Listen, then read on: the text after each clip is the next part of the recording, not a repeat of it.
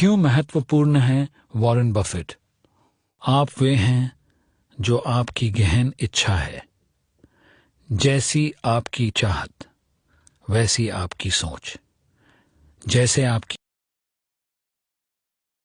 सोच वैसे आपके कर्म, जैसे आपके कर्म वैसा आपका भाग्य।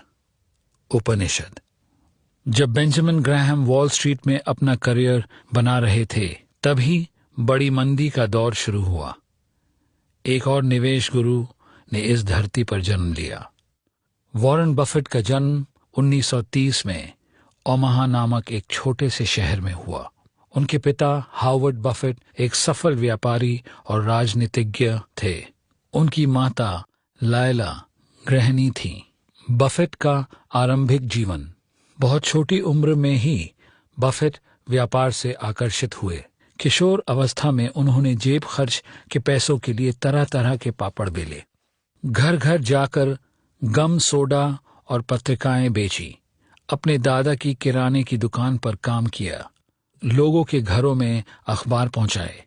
उनकी कर्म शक्ति असाधारण थी। अपना पहला आयकर रिटर्न उन्होंने मात्र 14 साल की उम्र में भरा। इतना ही नहीं, उन्होंने अपने समाचार पत्र पहुंचाने के व्यापार में इस्तेमाल होने वाली साइकिल और घड़ी के लिए $35 की कर कटौती भी ली। जाहिर है कि उनमें गजब की व्यावसायिक प्रतिभा थी। उनकी किशोर अवस्था की उद्यमशीलता के और भी कई उदाहरण हैं। बफेट जब 15 साल के थे, उन्होंने अपने एक दोस्त के साथ मिलकर $25 में एक पिनबॉल मशीन खरीदी। इसे उन्होंने पड़ोस की एक नाई की दुकान में रख दिया। लड़के जब वहां बाल कटाने आते तो अपनी बारी का इंतजार करते, समय और थोड़े से पैसे देकर पिनबॉल खेलते। ये विचार बहुत सफल रहा। कुछ ही महीनों में उन दोनों ने कई पिनबॉल मशीनें खरीदकर उन्हें अलग अलग दुकानों पर रख दिया।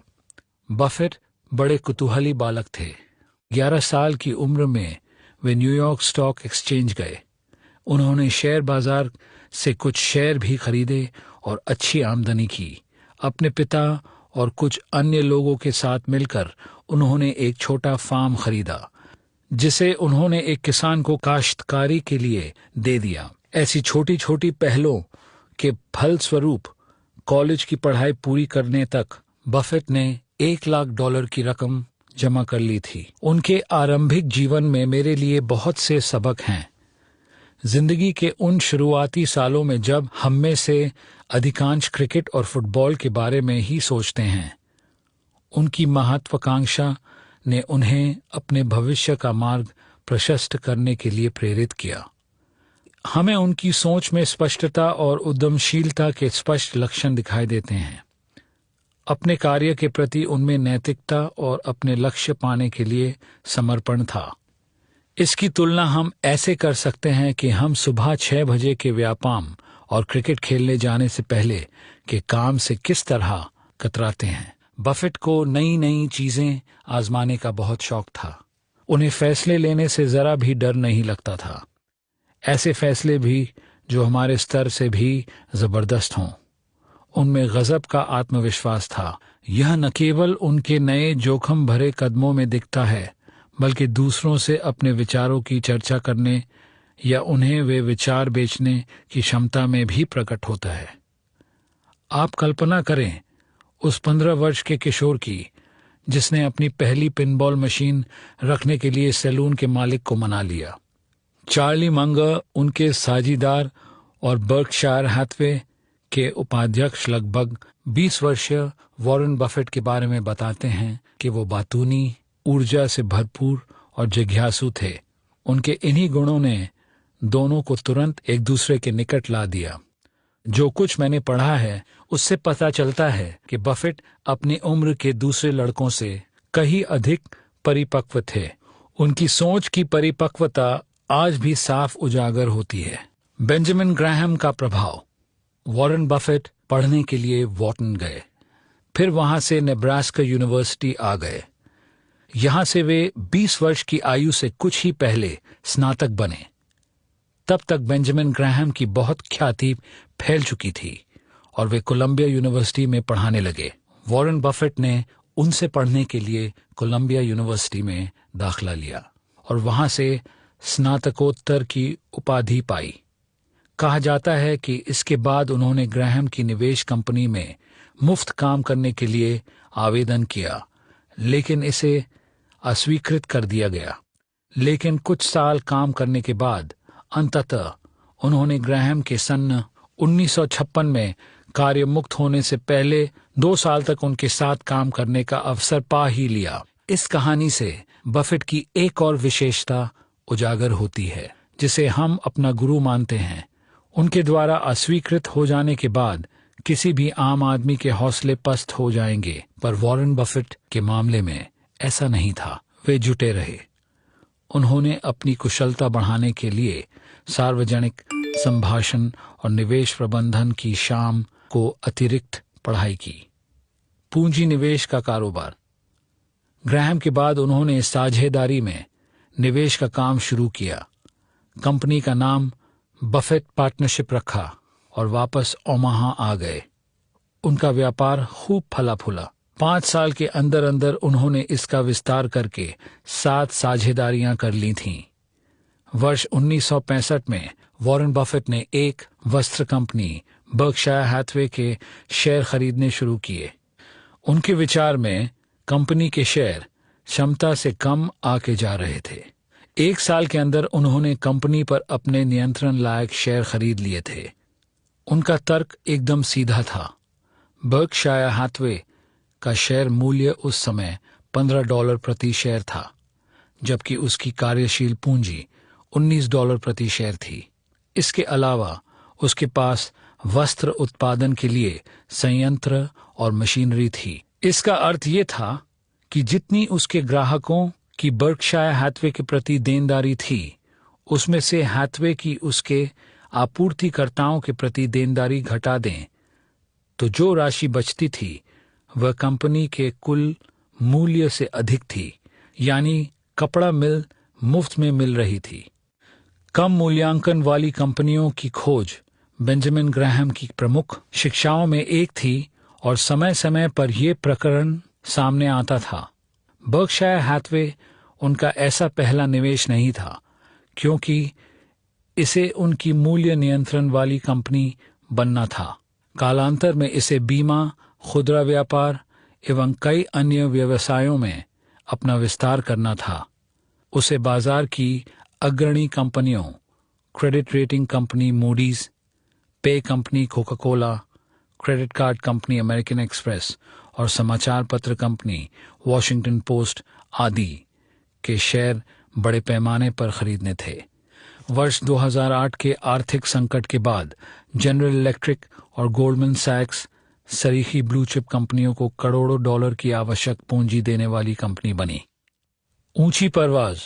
वॉरेन बफेट की उन्नति बहुत सहज और नियमित थी। हालांकि उनका हरेक सौदा सफल नहीं रहा, पर उनकी धन दौलत निवेश बाजार के उतार चढ़ाव के साथ घटी बढ़ी नहीं। वर्ष 1962 तक वे $10 लाख से अधिक के मालिक बन चुके थे। सन 1979 तक उनकी निवल संपत्ति $60 करोड़ से अधिक हो गई थी। तब उनका नाम पहली बार फोर्ब्स की 400 धनिकों की सूची में आया।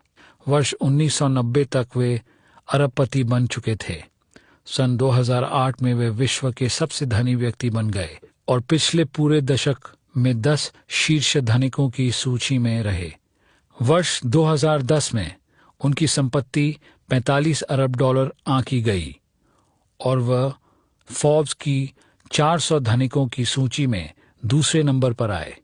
उनके अपने शेयर ओमाहा की लोकप्रिय शेयर होल्डरों की वार्षिक मीटिंग में वर्ष 1981 में जहां कुल 12 शेयर धारक आए थे, वहीं वर्ष 2010 की मीटिंग में 35,000 आए। इससे पता चलता है कि उनकी मान्यता कितनी बढ़ी है।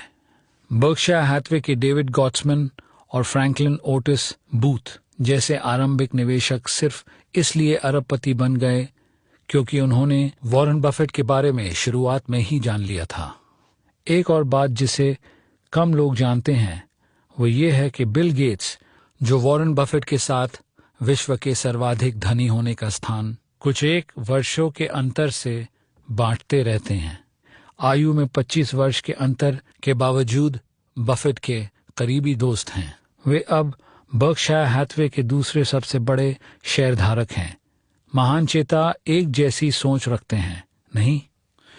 बर्कशायर हैथवे ने निरंतर बाजार को बड़े अंतर से पछाड़ा है।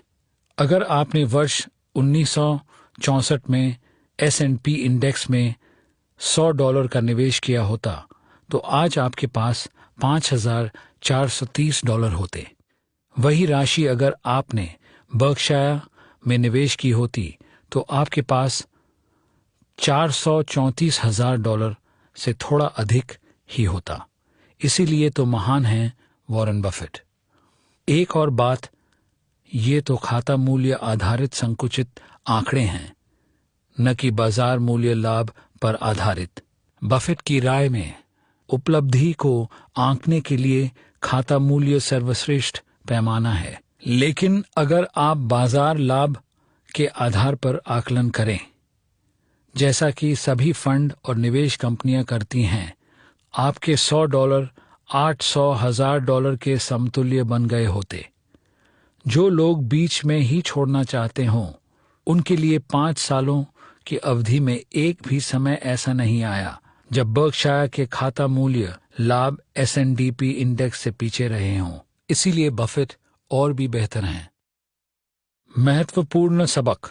फिर भी मेरी राय में वॉरेन बफेट की कहानी धन या सफलता विषयक नहीं, यह तो कर्म शक्ति, स्वभाव और सादगी से संबंधित है। मेरे विचार से उनकी सफलता तो उनके इन रत्न सरीखे गुणों के सह उत्पाद हैं। बफेट स्पष्टतः महत्वाकांक्षी और समर्पण भाव वाले हैं। उनकी किशोरावस्था से ही ये गुण उनकी पहचान रहे हैं। हालांकि वे 82 वर्ष के हैं, लेकिन अब भी ऊर्जावान हैं और पूरा समय काम करते हैं। अब उनका कहना है कि युक्त होंगे। मुझे उनकी बात पर भरोसा है। उनका स्वभाव तो पूरी एक पुस्तक का विषय बन सकता है। अपनी सोच में वे एकदम स्वतंत्र हैं। वे अपने तर्क के अनुरूप आचरण करते हैं, भीड़ के अनुरूप नहीं। भली भांति अवसर का विश्लेषण करने के बाद जब करने को ठान लेते हैं तो फिर बड़ा दांव लगाने से डरते नहीं। अवसर होने पर वे कुछ सप्ताहों में ही अरबों डॉलर का निवेश कर सकते हैं। अगर स्थिति ऐसी न हो तो वे वर्षों तक खाली बैठे रहेंगे और कोई निवेश नहीं करेंगे। बफेट में जटिल मुद्दों को सरल करने और उनके अहम हिस्सों पर ध्यान केंद्रित करने की अद्भुत क्षमता है। इसीलिए वे बेहतर निर्णय ले पाते हैं। वह निर्णय भले ही चलन के मुताबिक न हो, पर समय की कसौटी पर खरा उतरता है। उनकी सादगी उनकी जीवन शैली और पसंद में झलकती है। वे अब भी अपने सन 1957 में बनाए घर में रहते हैं, अपना फोन स्वयं सुनते हैं तथा अपनी $100,000 वार्षिक तनख्वाह में गुजारा करते हैं। वे कैडिलैक कार चलाते हैं और समय बचाने के लिए न्यूयॉर्क शहर के सबवे का प्रयोग भी कर लेते हैं।